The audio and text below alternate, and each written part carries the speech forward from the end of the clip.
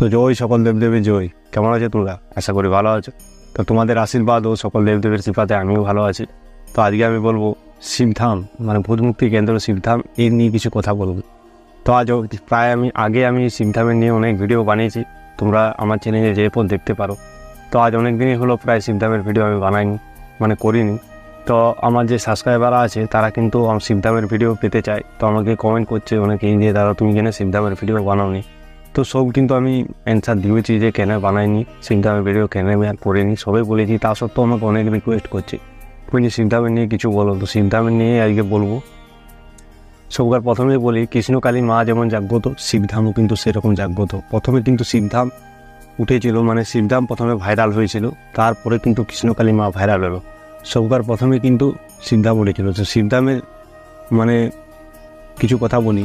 শিবধামে আছে অনেক দেবদেবী, মানে মহাদেব আছে, স্বয়ং মহাদেব আছে, মা মনসা আছে, মা তারা আছে, মা কালী আছে, অনেকেই দেবদেবী শিবধামে কিন্তু আছে। শিবধামেরই কিন্তু বিশেষ নিয়ম আগে ছিল ছবি প্রতিষ্ঠা। শিবধামের ফার্স্ট ছিল, সেই ছবি প্রতিষ্ঠা কিন্তু কৃষ্ণকালী মা এখন করেছেন। কৃষ্ণকালী মাও যেমন অনেকেই যেমন কৃষ্ণকালী মায়ের যেমন ছবি প্রতিষ্ঠা করে বাড়িতে, সেরকম শিবধামেরও আগে ছিল, এখনও আছে। শিবধামের মানে শিবধামে প্রথম নিয়মটা বের করেছিল যে বাড়িতে ছবি প্রতিষ্ঠা করো। তো অনেকেই আছে যারা শিবধামের ছবি বাড়িতে প্রতিষ্ঠা করেছে, আমি অবশ্য করেছি। আমি কিন্তু একটি কথা বলি, শিবধাম এখন আমি একবারও যাইনি, কারণ আমার পরিস্থিতিটা অন্যরকম, আর শিবধামটা কলকাতায় মানে দমদমে অনেকটা দূরে, তো সেই জন্য আমার যাওয়া হয়নি। তবে অবশ্যই শিবধাম আমি যাব, কারণ শিবধামের বাবা কিন্তু বিরাট জাগ্রত, আর শিবধামে কিন্তু আশীর্বাদ ফল লাভ করা যায়, এটি আমি জানি। শিবধামের ছবি প্রতিষ্ঠা করেই কিন্তু ফল লাভ করা যায়।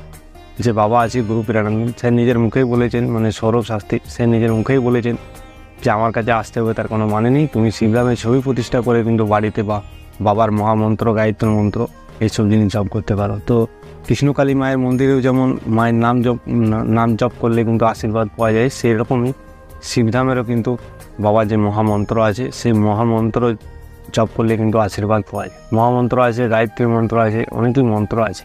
আমার ইউটিউব চ্যানেলের মধ্যে অনেকেই আছে, তোমরা যে পর আগে যে ভিডিওগুলো আছে সেগুলো যেয়ে দেখে নিতে পারো। একটা দেবে শিবধামের যে মহামন্ত্র, শক্তিশালী মহামন্ত্র, সে একটি মন্ত্রর মতন একটি গান আছে, তো সেই গানটি একবার যদি তোমরা শুনবো, ওই গানটি কিন্তু শুনলে সত্যি একটি মনের শান্তি আর কি বলবো পাওয়া যায়।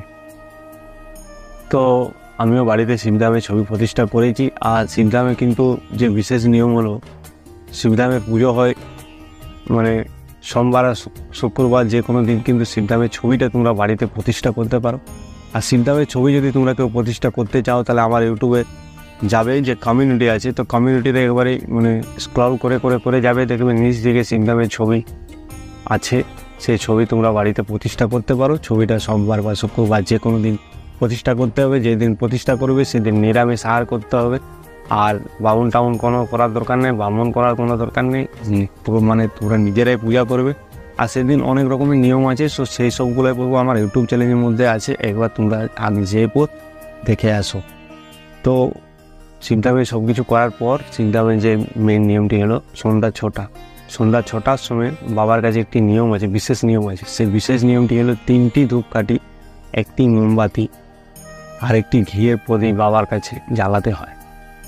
বাবার নাম স্মরণ করে জ্বালাতে হয়, আর বাবার মহামন্ত্র ও গায়ত্রী মন্ত্র জপ করতে হয়। জপ করার পরেই তোমার যেরকম মনের সমস্যা, যেমন কৃষ্ণকালী মায়ের কাছে জপ করার পরেই যেমন তোমার যেরকম সমস্যা হবে বাবার কাছে বলবে, দেখবে আস্তে আস্তে বাবা কিন্তু তোমাকে আশীর্বাদ দেবে, এবং তুমি যে সমস্যার মধ্যে আছো সেই সমস্যাও দূর হবে, আর আস্তে আস্তে তুমি ফল লাভ করতে পারবে। শিবধামও কিন্তু মা শক্তিশালী অ্যান্ড পাওয়ারফুল।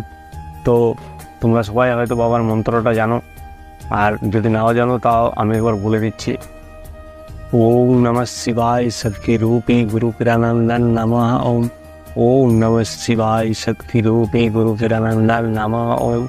ওম নমঃ শিবায় শক্তি রূপে গুরু প্রেরানন্দন নমঃ ওম। তো এরকম করেও বাবা তোমরা নাম জপ করতে পারো এবং স্মরণ করতে পারো, এটাও কিন্তু সবসময় করা যায়। তো ভিডিওটা আর বড় করছি না, এখানে শেষ করছি। তো সবাই একবার বলো জয় শিবধাম।